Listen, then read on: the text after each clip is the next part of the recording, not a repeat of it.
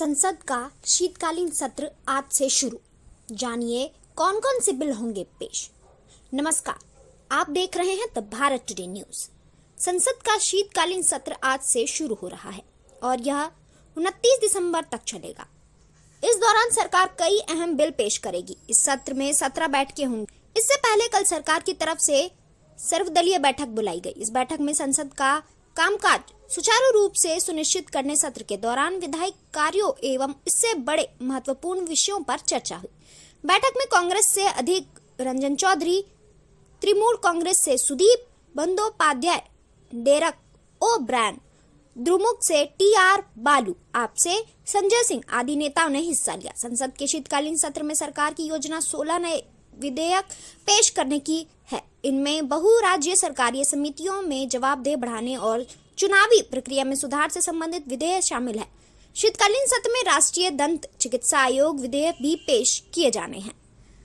इस विधेयक में राष्ट्रीय दंत चिकित्सा आयोग की स्थापना और दंत चिकित्सा कानून 1984 को निश्चित करने का प्रस्ताव है। इसके साथ ही राष्ट्रीय नर्सिंग होम संबंधित विधेयक भी पेश किए जाने हैं, जिसमें राष्ट्रीय नर्सिंग होम स्थापित करने एवं भारतीय नर्सिंग परिषद कानून 1987 को निरस्त करने का प्रस्ताव है। बृहस्पतिवार को जारी लोकसभा बुलेटिन की अनुसार बहुराष्ट्रीय सहकारी समितियां विधेयक 2022 को समितियों में शासन को मजबूत करने, पारदर्शिता व जवाबदेही बढ़ाने और चुनावी प्रक्रिया में सुधार के उद्देश्य से पेश किया जा सकता है। सत्र के दौरान छावनी विधेयक 2022 एक और मसौदा कानून है जिससे पेश किए जाने की संभावना है।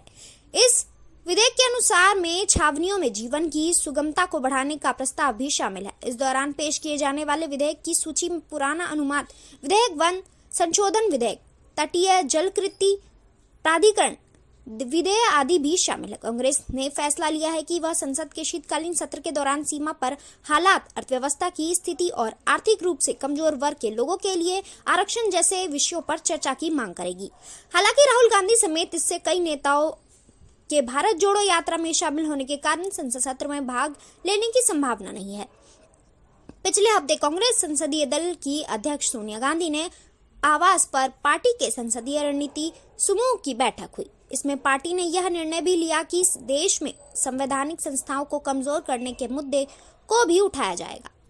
कांग्रेस ने सरकार को चीन के साथ सीमा के मुद्दे, अर्थव्यवस्था के हालात और ईडब्ल्यूएस आरक्षण जैसे विषयों पर सरकार को घेरने की तैयारी कर ली है। कांग्रेस के वरिष्ठ नेता जयराम रमेश ने बैठक के बाद संवाददाताओं से कहा कि संसद के 17 दिनों के सत्र के लिए उनकी पार्टी की ओर से ये बड़े मुद्दे सामने आए। उन्होंने कहा, भारत और चीन के बीच पिछले 22 महीने से तनाव है और संसद में इस मुद्दे पर कोई चर्चा नहीं हुई है। कांग्रेस चाहेगी कि इस विषय पर संसद में चर्चा हो। कांग्रेस संसद सत्र में महंगाई और रुपए के गिरते मूल्य के विषय के साथ वस्तु एवं सेवा का अधिक होने के मुद्दे को भी उठाएगी।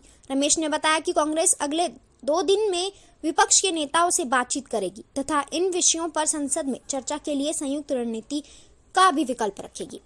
आगे इस संसद सत्र में क्या होता है आपको अपडेट करते रहेंगे। तब तक के लिए बने रहिए द भारत टुडे न्यूज के साथ।